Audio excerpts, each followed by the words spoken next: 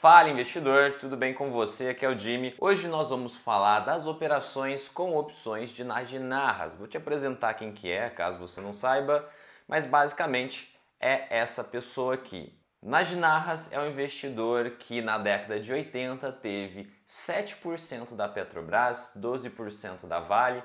Caso você não saiba, hoje isso daria absurdamente muito dinheiro. E além disso, ele foi responsável por quebrar a Bolsa de Valores do Rio de Janeiro. Então vamos começar.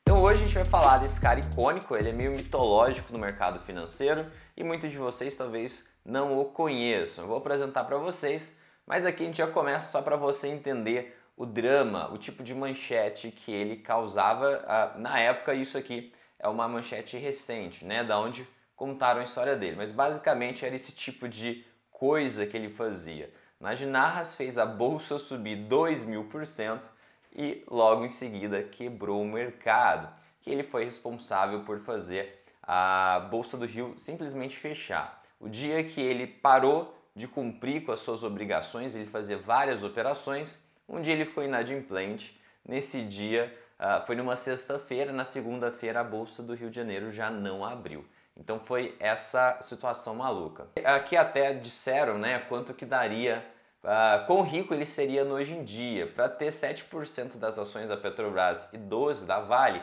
ele seria o segundo brasileiro mais rico do mundo, atrás só do Jorge Paulo Lemann, que é o principal acionista da Ambev. Então aqui eu vou te mostrar o operacional dele. É importante a gente entender como é possível fazer uma bolsa subir tanto e como é possível ter lucros tão grandes como ele teve na época. Então ele foi responsável pela quebra da Bolsa do Rio de Janeiro. Assim que ele foi inadimplente, como eu te contei, ela já não abriu mais, e várias outras corretoras. Existiam muitas corretoras na época que fecharam por causa dele. Ele operava por vários lugares. E assim que ele deu, entre aspas, o calote, né, ele não deu conta de pagar, vou mostrar aqui como que aconteceu isso, essas corretoras quebraram também. E basicamente a dinâmica dele, de forma simplificada, era induzir a alta da bolsa dos principais ativos aqui, que eram Petro e Vale, que ele operava, e ele embolsava o lucro usando opções. Então, com opções ele colocava um dinheiro, a ação subia, só que para opções você ganha essa alta de forma muito multiplicada. Então se a bolsa subiu 10, 20, 50, 100%, nas opções ele ganhava 100, 200, 500, 1000% de valorização. Então a ideia era usar um dinheiro emprestado aqui para empurrar a bolsa para cima e antes disso ter comprado muitas opções de compra, as calls, que valorizavam absurdamente. Então ele lucrava com as calls, vendia as ações, pagava os empréstimos, os financiamentos, tudo que ele tinha pego emprestado, e o custo disso ele conseguia pagar também com o lucro que ele teve com as opções. Ele tinha um custo para movimentar o mercado, só que o lucro dele com as opções era tão grande que compensava fazer toda essa movimentação. Antes da gente continuar com o operacional, é legal você sentir quem é esse cara na época. Era um ser meio mitológico no mercado financeiro, e com isso vamos dar uma olhada num vídeo da Globo, da época lá da década de 80. Ele veio para o Brasil em 1970, trazendo os dólares que o pai dele acumulou no Egito na época do rei Farouk, nos anos 40. Em 12 anos montou no Brasil um império de 27 empresas, com investimentos hoje no valor de 70 bilhões de cruzeiros, principalmente na área imobiliária e financeira. O meu grupo não pode ser mais diversificado. Eu estou em todos, desde a agricultura até as finanças, cubro quase todos os setores. Aqui é interessante, ele realmente tem esse ar de Ike Batista, né? Estou em todos os setores. E detalhe que a questão de não sei quantos bilhões era em cruzeiro, então não dá pra gente ter muita noção quanto isso é em reais hoje. Eu tenho até um documento que eu vou deixar na descrição desse vídeo, que detalha melhor o patrimônio dele, as participações que ele tinha nas empresas. É um documento em inglês, que eu não sei para que existe, mas existe. É bem detalhado, com várias informações técnicas sobre até o que aconteceu com ele e sobre suas participações em empresas diferentes. Negócios pouco ortodoxos é conhecida há muito tempo, não só nas bolsas de São Paulo e do Rio de Janeiro, como também em várias capitais do mundo. Em 83, ele envolveu-se em sérios problemas com o banco Société Générale, da França, Em 85, a agência oficial dos Estados Unidos, que fiscaliza operações com matérias-primas, acusou o Narras de ter manipulado de forma fraudulenta o preço da prata. Neste caso, ele foi considerado inocente pela Suprema Corte americana. E é certo que saiu do negócio com um lucro de mais de $1 bilhão. É curioso ver que em diversas bolsas e lugares ele teve problema e basicamente ele foi absolvido na maioria das coisas. Então é difícil a gente ter um julgamento sobre ele. Acho difícil também, ao mesmo tempo, ser coincidência ele ter problema em tantas bolsas, em tantos mercados diferentes. Mas vamos continuar aqui, você já está sentindo um pouco como que era esse personagem. Nos países deles não tem muita possibilidade de investir o dinheiro que eles têm. Então eles investiram muito na Europa e nos Estados Unidos. Na Europa hoje eu acho que as oportunidades quase não existem mais. Hoje ele é dono de uma das maiores fortunas pessoais do país, estimada em $300 milhões. Num escritório no 5º andar deste edifício, ele administra as atividades do Grupo Selecta, um conglomerado de 27 empresas, cujo patrimônio é avaliado em quase $500 milhão. Boa parte desta fortuna Nagy Narras conseguiu fazendo o que mais gosta, especulando com ações. Já em 82, causou quase um escândalo quando comprou de uma só vez 3% das ações da Petrobras, pagando por elas mais de 4 bilhões de cruzeiros. O senhor fez um bom negócio? Espero que eu fiz um bom negócio.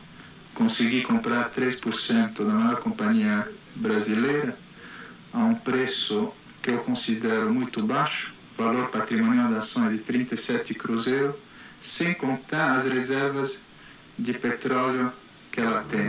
Então aqui você pode sentir um pouco como era esse personagem. Ele é meio que o Eike Batista da década de 80. É muito a sensação que eu tenho, parece ser algo muito similar. A diferença é que ele fazia basicamente boa parte do dinheiro dele aqui, das coisas, através da bolsa.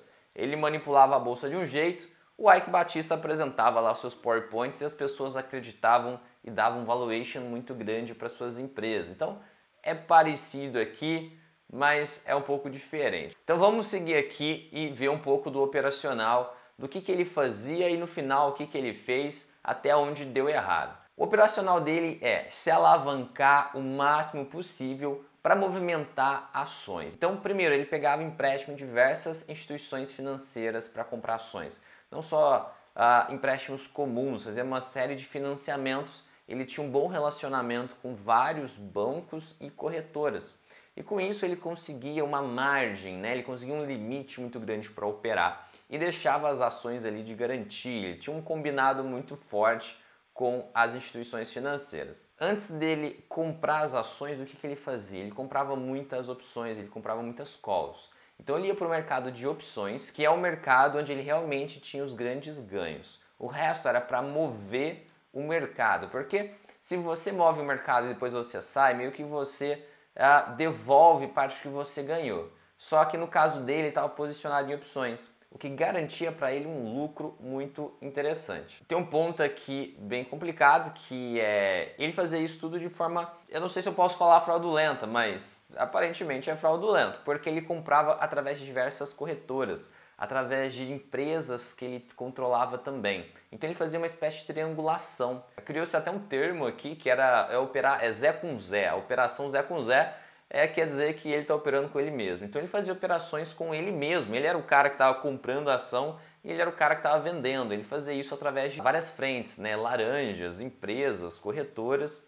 E ia se criando uma triangulação e a ação ia subindo. E depois de um tempo de fazer essa ação subir, o próprio mercado via isso e ficava animado também e colocava dinheiro.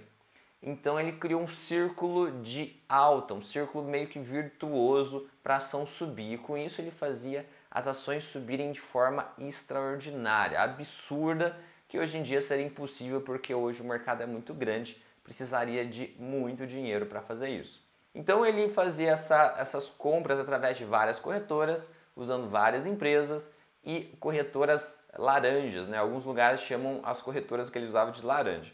E ele fazia também compras através do mercado a termo, para ele não ter que pagar agora. Então ele fazia a compra dessas ações para pagar no futuro. E na época, o tempo de liquidação era D+5, então ele fazia várias operações e tinha 5 dias úteis para pagar.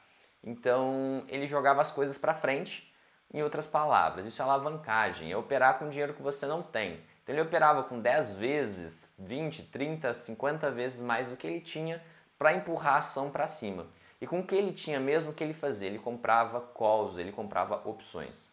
Então o resumo é isso, né? Ele super se alavanca para fazer as compras de Petro e Vale e ele ia rolando essas dívidas, né? Ele ia rolando com esse dinheiro que ele não tinha. Então isso expunha ele a um risco muito grande. Se ele não conseguisse pegar dinheiro emprestado, alguma coisa que ele lançou que ele ia ter que pagar, ele poderia não conseguir pagar. Ele teria que gerenciar tudo isso, embolsar o lucro e em algum ponto ele tinha que ir desalavancando para ele sair disso de forma saudável. Só que ele fazia isso há muitos anos.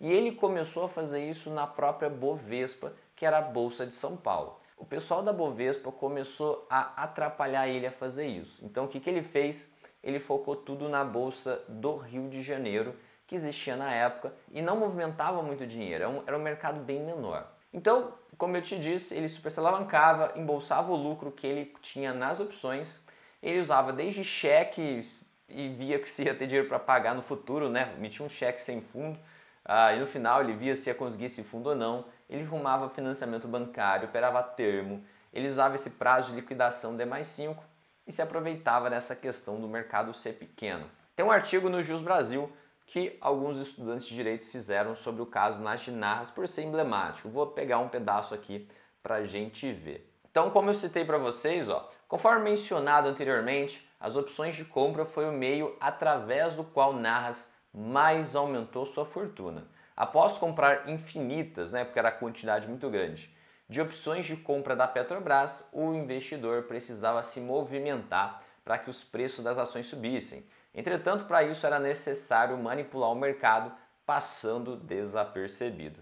Diferente dos dias atuais, na época em que Narras atuava no mercado de ações, era mais barato manipulá-lo. Bastava que o investidor desembolsasse alguns milhões para que pudesse realizar a manipulação. As violações de Nas Narras e as suas consequências. Com a ideia de executar com as ações da Vale o mesmo plano que se mostrou extremamente lucrativo com a Petrobras, Narras conseguiu que as ações da Vale valorizassem mais de 1.600% em apenas um ano, aumentando ainda mais a sua fortuna. Agora, vocês que estão começando em opções ou já operam opções, imagina o quanto você pode ganhar de dinheiro se a sua ação valoriza 1.600% em um ano. Só para você entender, para um ano, normalmente você consegue uma multiplicação nas opções de 10 vezes a própria valorização da ação. Acredito que Narras comprava opções curtas e ia comprando todos os meses, então pode ser que o lucro dele seja diferente. Mas vamos pôr esse parâmetro de 10 vezes. 10 vezes 1.600 daria 16.000% em um ano. Caso você não saiba, 16.000%, como eu estou colocando aqui, como que você vê a multiplicação que isso é do preço da sua ação, do seu investimento? Você tira 2 zeros e adiciona 1. Ou seja, é uma multiplicação do seu dinheiro em um ano, em 161 vezes. Então imagina que a pessoa colocou 50 mil reais, se ele tiver conseguido aproveitar isso com as opções, a pessoa que colocou 50 mil reais, ela vai tirar, vamos fazer as contas aqui, 8 milhões de reais em um ano. Agora imagina ele que tinha lá milhões de dólares para operar, o quanto dinheiro ele não ganhou fazendo tudo isso. Só para terminar o desfecho aqui, a gente entendeu o final da história dele. No entanto, todo o esquema de manipulação do mercado do libanês, a origem dele é libanesa, foi descoberto. Narras possuía 3 empresas que negociavam entre si para que os preços subissem. Ao descobrir tais esquemas, o presidente da Bovespa, Eduardo da Rocha Azevedo, entrou imediatamente em contato com os bancos, nos quais Narras havia feito empréstimos altíssimos e pediu para que os bancos cancelassem tais empréstimos. Porém, a essa altura, Narras já havia causado um prejuízo de milhões de reais. Na época, na verdade, era cruzeiros, tá? A pessoa que meio que converteu para os valores de hoje, por meio de cheques sem fundo que utilizou para comprar ações da Vale. Dessa forma, os cheques retornaram e as corretoras, aqui está cortado, mas basicamente o pessoal quebrou, porque antes dele ter a garantia de que ia ter o dinheiro, como ele sempre conseguia dinheiro para girar, ele emitiu esses cheques e acabou não conseguindo levantar a grana. Então o cheque voltou e as corretoras tiveram que arcar com prejuízo, quebrando todo mundo aqui, né? A gente teve várias corretoras que quebraram, a inadimplência foi na sexta-feira, na segunda-feira a Bolsa do Rio já não abriu, já não sabia como ela ia se manter de pé, porque ela também teve que abraçar um prejuízo gigantesco. Então aqui a gente dá espaço para o próprio Nagy Narras falar. Esse foi um evento em 2021, onde ele foi entrevistado. Vamos ouvir um pouco o que ele tem a dizer. É que essa pequena história ninguém conta. Quando eu mudei para o Rio, o volume de São Paulo, eu aqui em Rio, então o Rocha Azevedo, que era o presidente, aquele que estava todo mundo pressionando ele, querendo derrubar ele. Aí o Pedro Conde, que era parceiro dele e tal, que é a cabeça, o Pedro Conde, se reuniram e falaram, o Rio está crescendo mais que São Paulo, se a gente quebra o Nagy, quebra o Rio, e a gente ganha uma fortuna. Venderam não sei quantos mil contratos de índice, foram vendendo. Quando apertaram o CVM para eu dizer se eu vou pedir entrega do papéis, eu confirmei que eu ia pedir, aí enlouqueceram, mudaram a regra do jogo, a 5 minutos do fim do jogo, o vencimento era dia 15, dia 9, puxaram o tapete e em lugar deles quebraram e me arrebentaram. Isso é a verdade. 60%, 70%, era absurdo, não se sabia quanto vai ser a inflação do mês que vem. E para se financiar a médio prazo, a longo, te custava uma fortuna, porque tinha uma taxa de inflação desconhecida. E aí eu inventei o termo de 7 dias, que chama D0. Na verdade, o que é D0? Um termo de 7 dias, porque você pagava em D5, então você tem no sábado e domingo, era um termo de 7 dias, que não tem efeito nenhum sobre preço. Essa lenda, Nagy usou D0 para manipular, para fazer subir, para fazer baixar, tinha que o mercado que continua subindo, era tudo mentira. Eu era financiado pelos maiores bancos que se gavam de ter os melhores departamentos de análise, que tinham as garantias dos melhores papéis das estatais. Aliás, quando aconteceu o drama de 89, 2 testemunhas de defesa, que eram o professor Mário Henrique Simons e o professor de Finet, o Mário Henrique ficou 8 horas explicando para o juiz como que era a operação. Ele falou, o Nagy não manipulou nada. A minha pegou um gráfico, falou, olha, a ação está subindo, dá um tiro no Nagy, cai e volta a subir. A manipulação foi para baixo, não foi para cima. Entendeu? Então, ficou imprensa, tá? Porque ninguém nunca quis olhar a verdade, que foi 89, foi o maior roubo do século, foi um assalto, pegaram uma carteira de 490 milhões de dólares, que era a maioria Petrobras e Vale do Rio Doce, sumiu, e foi aquele drama todo, que ele levou 16 anos para ser inocentado, que não manipulou. Essa é a verdade. Então, todos esses negócios, o mega especulador, o D0 para manipular, tudo mentira. É a Bolsa do Rio, ela anuía a cada operação, porque o banco que te financiava queria ter a garantia da custódia. Quando aconteceu que o Barcelos pediu demissão, o novo presidente... Então aqui, a gente pode ver que ele se diz inocente. Ele foi inocentado mesmo, né? Teve 16 anos de processo e coisas do tipo. E ele explica um pouco do que aconteceu e a versão dele é que a Bovespa, que era a Bolsa de São Paulo, fez tudo isso para de fato quebrar a Bolsa do Rio, que também, se for verdade ou não sei, também é uma grande história, um grande trade que o pessoal fez, né?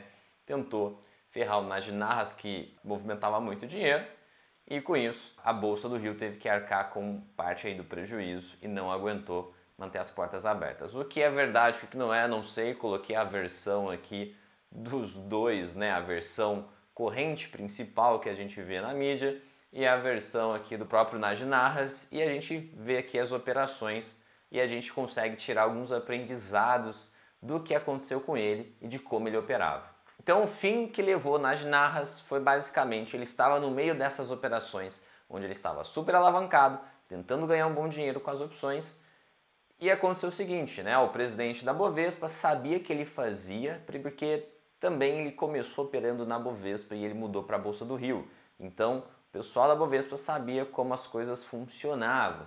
E ele conseguiu fazer com que os bancos parassem de financiar o Narras. O pessoal da Bovespa, o presidente, entrou em contato, fez o pessoal parar de colocar dinheiro nele. Como ele operava numa alavancagem muito alta, se a pessoa não está muito alavancada, ela consegue sair disso normal, ela não quebra. O problema é que a alavancagem dele era extrema, muito agressiva e sempre rolava a dívida, né? No caso, no final, ele emitiu cheques já assumindo que ia conseguir os financiamentos, os empréstimos para cobrir esses cheques.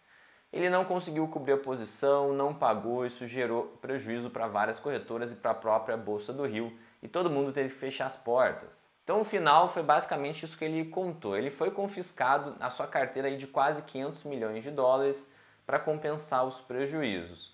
O problema com os cheques, ele rendeu uma condenação a 1 ano de prisão domiciliar. Ele também foi processado por crime contra o sistema financeiro, mas acabou absolvido. Narras ainda passaria os anos seguintes se dizendo vítima de um golpe do antigo presidente da Bolsa. Sem esse golpe, o homem mais rico da América Latina não seria o Carlos Slim, seria eu. Então ele acha que ele foi passado para trás e que ele teria tido muito sucesso se ninguém tivesse feito isso. Aqui a gente tem um pedaço de um documento que é aquele que eu te falei, vou deixar aqui na descrição, sobre as coisas do Narras, né? Esse documento em inglês. Então, segundo o documento que eu vou deixar aqui, descrevendo mais ou menos o que ele tem, diz que em algumas fontes que ele tem uma dívida de 5 milhões de dólares e um patrimônio de 439 mil dólares. Provavelmente esse número deve estar errado, né? Porque em outro lugar aqui diz que ele gastou 1 milhão de dólares só no casamento da filha, isso depois de todo o escândalo. Então, recentemente a gente teve esse caso que a Justiça de São Paulo decidiu despejar o Najinarras numa mansão que ele mora de 50 milhões de reais. E aí tem um vídeo dele, né, que ele tá com políticos e um humorista nessa mansão, só que ele não paga a IPTU, ele não paga as dívidas dessa mansão e, na verdade, essa mansão está no nome de uma empresa que ele vendeu. Só que a empresa disse que ele pode morar lá se ele pagar pelo menos o custo de IPTU, as dívidas do imóvel, né? Isso é meio estranho, né? Você vende uma empresa, a empresa deixar você morar numa mansão de 50 milhões. Independente disso, aparentemente ele não está pagando o IPTU e deve 5 milhões de reais no IPTU. O vídeo que ele aparece com o humorista aqui e alguns políticos é esse daqui.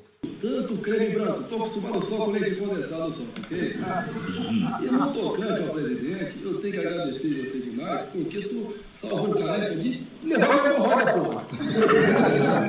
E essa cartinha que eu recebi, duas. Ó, como você pode ver, é ele aqui do lado do Michel Temer e o humorista.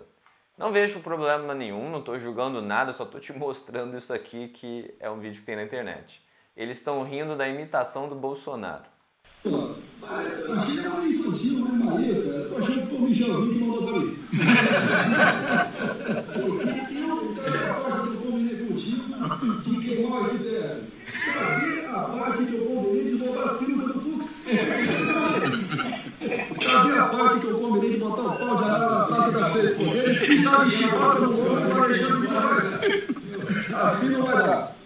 Mas, já que tu me salvou aí, você está acreditado junto ao meu governo aí. E quando tu quiser, tu só pode me ligar aí que eu te recebo aí com os meus cupichos aí, que vão estar prontos aí para botar um tapete vermelho para você aí, tá ok?